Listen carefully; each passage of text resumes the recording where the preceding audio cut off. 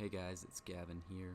I thought I should try and start a new little series. I kind of want to give some U.S. continental weather updates for you guys. I thought that might be kind of cool to try.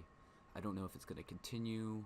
Certainly I want to stick by a little schedule right now.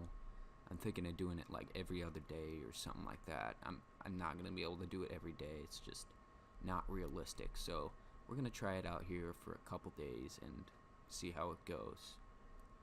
So firstly, I just want to mention, wow, a lot of the Midwest has seen some great spring-like weather. We finally had some warm weather. I think I measured 67 degrees on my weather station yesterday. We're seeing blue skies, strong sun. What else? Snow is melted. That's great. Wow. I'll get to that later. Ice is coming off the river. And depending on where you live, it should be coming off here really soon. The trees are starting to bud. I've actually seen a couple trees further south starting to leaf out. So, not fully leaved, not anywhere near fully leaved, but I assume the pollen's going to get high soon here. So, we'll watch out. But anyway, bad news for the Midwest. I'm going to show you guys here. This is the GFS weather model for precipitation and rate. Precipitation type and rate, excuse me. So this is kind of neat right here, what you're seeing on my computer. I use this website called Pivotal Weather for looking at the models. I find it nice for me personally. Then again, it doesn't really matter to some people, so whatever. But what I was saying is this is kind of neat. We got 4 low pressure systems here in the Midwest. 4 major low pressure systems, I should say. So that'll change pretty quickly though. So we can see here we got this low pressure system off to the northwest. That one we're going to be watching kind of closely. You'll see why later. We got this one down south here. That one is going to dissipate quickly. And we got this one southeast here. Caused a little trouble today. There was initially a slight risk, but they downgraded it to a marginal. So, and then we're watching this one up here in Michigan. I guess I would say the eastern Midwest. That's going to cause some trouble for the northeast here. Anyway, without further ado, let's just play this thing for you guys. So we can see here, we got. I'm gonna play a little further, guys. I don't wanna bore you to death. All right, so we got that one low pressure system I was talking about. Bam! You saw that one disappear down in the south, and you saw this one got low. It might cause a little more trouble for you guys in the southeast, but otherwise that's gonna disappear, clear out for the southeast, so that's good news for you guys. And then we got 2 main ones here left. So this one we're gonna be watching for Maine and that. We'll go ahead here a little. You can see here, biggest deal is a lot of slush, ice, snow mixture for Maine. It's kind of unclear what it's gonna be. Again, it really just depends on the temperature and how it plays out and all that type of stuff. So there's that one. Then this one should clear out, let's see, by tomorrow night. So that's going to be Wednesday at around 8 o'clock. It should clear out for the northeast. But then we got the big boy, the one that everybody in the Midwest is worried about. So we're going to have this low pressure system, kind of weak at first, but as soon as it hits this Gulf moisture, you'll see what's going to happen here. Kind of crazy. We'll start to watch this. Temperatures are going to start to drop up here in the upper Midwest here. And actually, we're going to have a slight risk currently. I'll show you that later, but for here. So the snow and ice is not our only threat associated with this. We'll keep playing it here for you guys, give you a better look. you can see it hits that Gulf moisture and it just blows up. Now, this is probably peak of the event right here, or somewhere around there. You can see, you know, the real worst spot for snow is going to be Sioux Falls, probably some like ice too. I would say southwestern Minnesota, you're going to have it bad. Even in Nebraska again, and this is going to cause trouble for flooding here. That kind of worries me a little, but I don't know. Hopefully it doesn't. It's not as bad as it is. But real heavy snow here. Lots of rain, thunderstorms down here. Parts of Minnesota and Wisconsin, you're going to see snow too if you live in the northern half. Slush and ice obviously is always a worry with this. So this is the one big boy that's going to be in the country in the next couple days. So we're really watching out for this. I'm going to go ahead and go to temperature here. I just want to kind of show you guys this. This isn't necessary, but I figure with it might help give a little better clarification with the snow and slush moving through. Obviously, just because the temperature isn't above freezing doesn't mean it's not gonna snow. You know, it can snow when it's still freezing. It can rain when it's freezing. Temperature, it all depends on the atmosphere above and what's going on up there. So we're gonna go ahead here and take a look at temperature just to give you a rough idea. So this is current right here. It was current. You can see we're gonna move through the time lapse here. That was not a good idea. There we go. Having a little trouble with controls. Alright, I don't want to make too much key clacking, so I'm just going to try and keep it with my mouse here. So we're going to watch this really warm temperature, actually. You can see in the southern United States.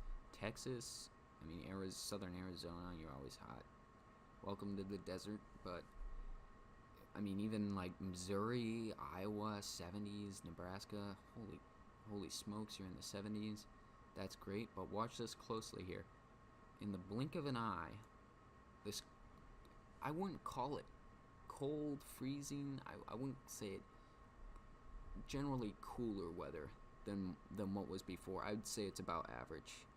So cooler weather than before, but that's gonna blanket kind of the entire United States there. And we're gonna keep moving on here. It's gonna keep blanketing it, and right about, if I can back up, right about here is gonna be your coolest point, and then we're gonna get warmer as the day goes on tomorrow, back up to the 80s in Texas, almost 90s, 98 down there in Texas. But this is where temperatures are gonna start to drop, is right here. We'll see as I move the model further. If I go back there, we can see this freezing temperature just start to kind of blanket the northern Midwest here, and this is what's going to spell trouble for that low pressure system moving in. Is a lot of it's going to turn to snow, and especially in this area, you know, 34, you can still easily have snow in 34, 35 degrees. I've seen it happen with my own two eyes, so don't think that the temperature is above freezing. Doesn't mean you're going to get snow.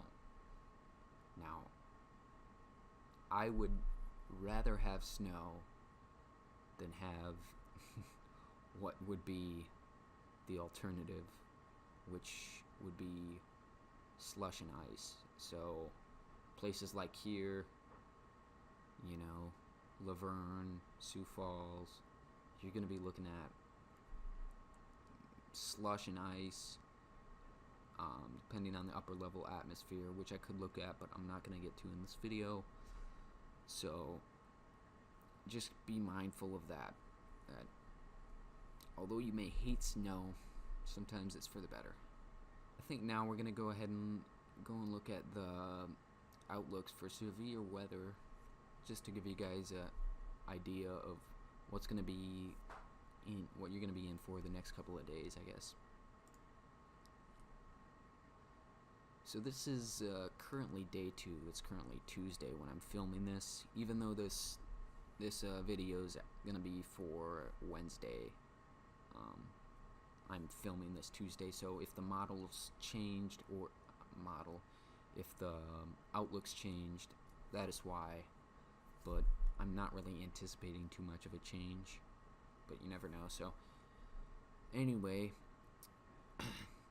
interesting kind of about this is if you remember back to the models I was showing you, is this low pressure system here. It's going to start to build up snow like miles from the slight risk area. So just because there is snow, or you're near snow, or it's colder temperatures, does not mean at all that there is no severe risk probability, and this is a great example of that. I went ahead and looked at the Cape and all the instability filters, and sure enough, it looked like there was some notable features in here. So we're going to be keeping an eye out for here. Definitely something to watch out for. Kind of neat. I mean, severe weather's, I don't want to say it's neat.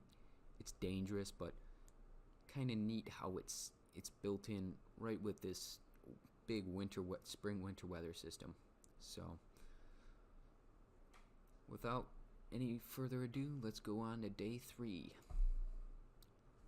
Day 3 kind of interesting here for Illinois, Indiana. This is probably one of your first times seeing slight risk this year. I wouldn't say. I think there was one for Indiana before, but yeah. So this is going to be kind of interesting. A lot of you in northern Illinois, this is probably going to be your first severe weather kind of deal this year. I haven't seen too much significant stuff up there. Maybe there was a marginal risk or something like that, but you're probably going to see a little more, I would think, on day 3, which is going to be, oh God, what day is that? Thursday. I'm an idiot. Okay, so Thursday you're probably going to be seeing some severe weather events coming through the area. Quite a small slight risk, although, I don't know, I've seen smaller. So that's going to be your 2-day outlook for the entire U.S. Main threats, again, we're talking about snow, ice, rain up through the Midwest here. Some possible icy stuff up in Maine. On that south, maybe a little southeast, maybe a little rain stuff in the Carolinas.